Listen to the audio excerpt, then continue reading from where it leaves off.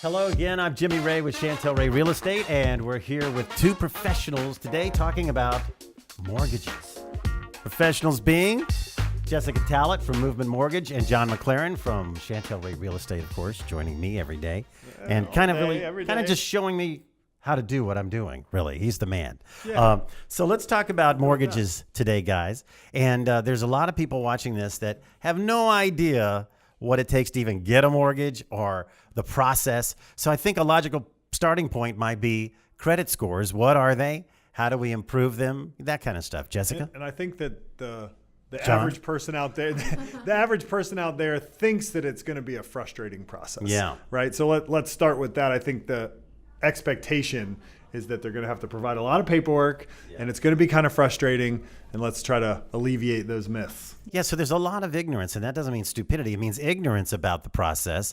And, you know, we deal with it every day. People don't really understand, well, why can't I get that loan? Well, your credit score isn't high enough. So talk to us about credit scores and improving them and that kind of thing. Sure. Well, there's lots of different loan programs, and we do it based on once we pull credit, we're able to then kind of put you into the loan program that works best for you, financially, credit score wise, whatever the case may be. If you're a first-time home buyer, each loan program has different guidelines. The minimum score that you can start to really look to see if you qualify is about a 580. Okay. Right. That does have other requirements. It's not like, okay, you're a 580, that's it. You can 580, you're questionable, and we need to do a little more digging. 580 is, let's get some more information. Okay, so let's say we have no idea what our credit score is. Sure. And should we find out kind of where we're at before we contact, Jessica Tallett or Movement Mortgage and start the process? I mean, ideally, we would like to be the ones to pull your credit, because if you're checking things like Credit Karma, or you're checking different websites, or like the FICO scores that are on your credit card. I mean, I check them too, but they're not accurate, especially not for mortgage reporting. So we would prefer to be the ones to pull your credit and then guide you from there. Because there's 3 credit bureaus. Okay. And so when a mortgage company is going to check your credit, they're checking with all 3 credit bureaus and sort of taking an average or the middle line of what those are. So when you do a Credit Karma, my understanding is you're seeing one of those bureaus. You're seeing 2, but they don't accurately report or pull in the same way that the FICO score does. Oh, okay. So when you only see the 2, you're not getting the 3rd, and it's also not taking into account all the aspects of your credit report. So you're only getting 2 out of 3, and it's not the most up-to-date and most accurate info. It's not. And on average, Credit Karma is reporting, I would say, about 20 to 30 points actually higher than what your actual score is. Okay. We are surprised sometimes. A lot of times buyers will come to me and say, oh, my Credit Karma score says 640. And then I kind of in the back of my head go, okay, they're probably going to be about 6 to 610. There's a bit of fudge factor to build in. Okay. So now it's a good starting place. Yeah, absolutely. Maybe. So backing up a little bit. All right. So I can find out what my credit score is, but how do I affect and impact my credit score? What is my credit score? I mean, in terms of what makes up a credit score. Right. So you do get your credit pulled, and it's lower than you were hoping. And what's the path to get back to? Well, that too. But I mean, what even makes up my credit score? So your credit score is made up from your different credit reporting. So whether it's you've got installment loans, revolving accounts, collections, judgments, all those things kind of factor in to affect your score. Late payments. So there's the late payments are being reported if they're after 15 days or something late, right? 30. To the bureaus, 30 days. And that counts negatively on your credit score. Absolutely. And also how many times your credit has been pulled recently. So so I've seen some people buy a car and they get their financing through a company who shops it with 10 different carriers, and essentially their credit got pulled by 10 different people in one short amount of time, and that each one of those pulls negatively impacted their credit a little bit. Now on a home buy, if you pull their credit, isn't there like a 30-day grace period that you can pull it again without it impacting their credit? We can pull it again without it impacting. Okay. Or for if a they've mortgage. been for a mortgage. And if they have been to another company and they're looking for a second opinion, or maybe felt like they weren't going to get the support or the guidance they needed to improve their credit score, us re-pulling it within that 30-day span isn't going to take and any further. That allows the consumer to shop with different mortgage carriers within that 30-day period and only suffer the impact of the first pulling of the credit. And what is the impact? 10 points? 5 points? What is it? I think it's pretty. I mean, I haven't seen huge dings. I would say 3 to 5 points on average. I had in my mind 6. Okay. So it's pretty small. Yeah, It's negligible, it is. really. If you got an 880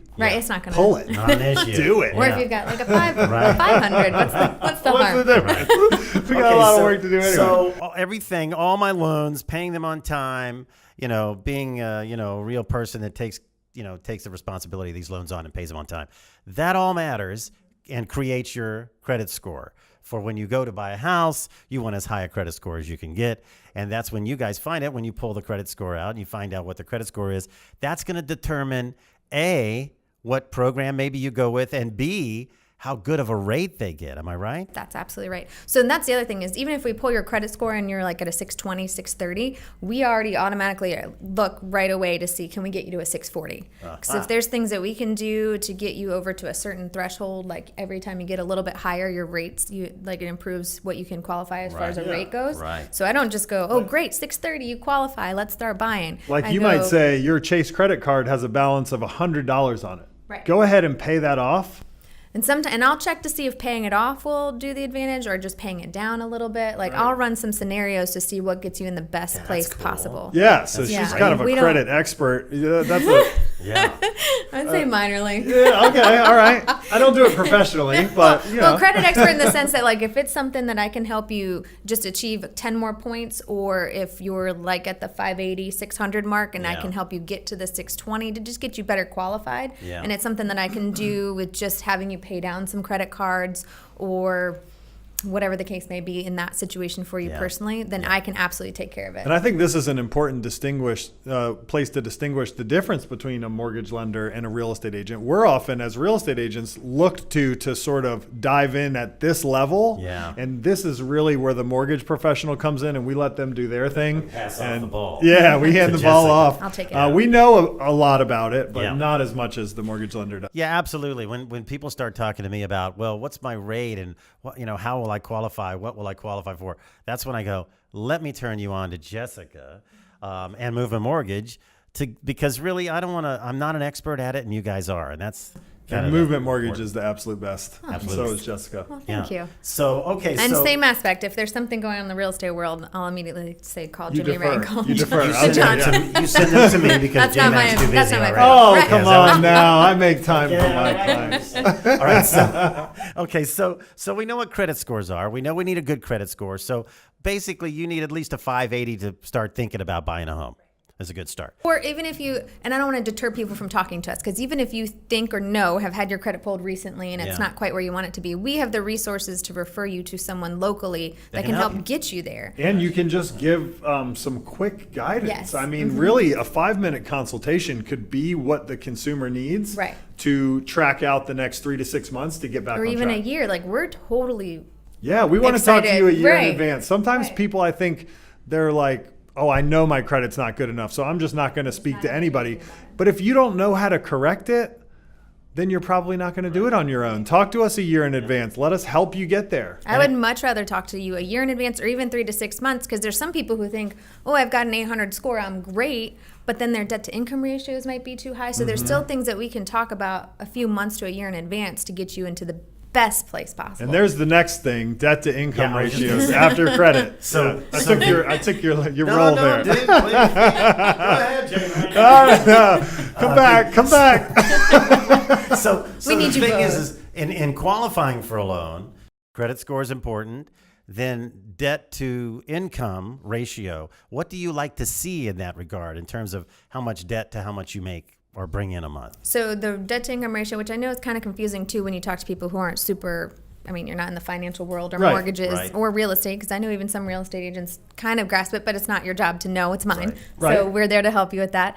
But you want to have like a 43 to 45% of the debt to income ratio top. Yeah. So that means 43 to 45% of your income goes to paying debt every month. And so that's it's including the new mortgage payment that's being added into your current. Oh, I see. Okay. Your current. And so the basic way that is calculated is you take your gross income on a monthly basis. You subtract any recurring debts that you have. Let's say you make $4,000 a month gross income and you have a $500 a month car payment and a $500 a month credit card payment that you're obligated to pay each month. So now you have a $3,000 a month gross income, and they'll let you borrow 43% of that. So somewhere in the $1,300 a month is what your mortgage can be, is basic math on how to figure out your debt to income ratio. And we don't take a lot of times. I talk to borrowers and they get really nervous about like credit card limits. Like say they've got a $10,000 limit and they've got $5,000. Sure. It's not the outstanding balance that we're looking at. It's the monthly payment. The minimum monthly payment. The minimum monthly payment. So you can add that up on your own too. I mean, you hopefully know what your on that debts note, are. Jessica, though, you're talking about credit card balance. Isn't there a percentage of what you could borrow on a credit card that you like to see under that? Yes. Like, what's the percentage you want to be under of what you could borrow on a credit card? For us, we're not, I mean, high balances we definitely look at, but we're looking at that payment. But for your own well-being and your credit scores, if you keep it below 30%, ideally 20, is when you're going to see your credit scores continue to stay up. Once you start exceeding those limits and getting higher to maxing out the credit cards, is so when what you're the saying scores is, come down. If I have multiple credit cards and I have the ability to borrow $100,000, I should never be borrowing more than 20 or 30,000 at a time, even though my limits are 100,000, to keep in that 20 to 30% ratio. Okay. Perfect. Thanks for clearing that up. Oh, yeah, that sure. makes it easy. It's a with big credit 100,000. card if you're at 100,000. Yeah. Okay, so and quickly, so we can wrap this up in loans. The 3 different types of loans generally are. So the most common that we see are VA loans, especially here locally. It's a big military area, so we see VA loans, which are fantastic. And VAs, for those of you who don't know, and you probably do, take care of your down payment, do 100% financing. So that's a big bonus, and it should be for our military. Absolutely. And if you're VA eligible, you're almost certainly going to use that loan. It is a great option for our VA eligible people. Absolutely. Yeah. Okay, so there's the VA loan then. And then we have the FHA loan, which we use a lot of times for first-time home buyers, not to be mistaken for a first-time home buyer program, but it allows for a smaller down payment. Right. So it's usually more ideal for first-time home buyers. Which is 3.5% is the minimum, right? 3.5% And so within down. that FHA umbrella, you have VHDA, which is first-time homebuyer program, no down payment. You have your traditional FHA, which is your 3.5% down payment, and that's what most people use who are not first-time homebuyers or are not VA eligible. A lot of people using the FHA, and then they also have their renovation products where you can fix up a home using the mortgage money. So those are kind of the 3 brackets within FHA. Cool. All right, so VA, FHA, and then conventional. And then conventional.